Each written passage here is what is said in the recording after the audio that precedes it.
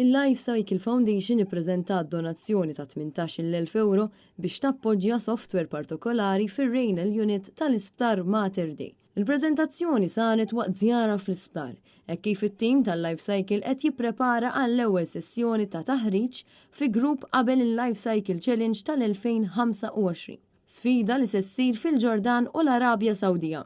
Din l-aħħar kontribuzzjoni tkompli l-appoġġ fit-tul ta' Life Cycle għas-sistema avanzata li għandha rwol kruċjali biex jitqablu id-donaturi mal-pazjenti li jkunu se jirċievu l-kliewi permezz ta' trapjant. Iċ-ċekk ġie ppreżentat mill-fundatur u iċ-chairman ta' Life Cycle Malta, Alan Karim, lil Kita Tard kap eżekuttiv tal-Isptar Mater Dei.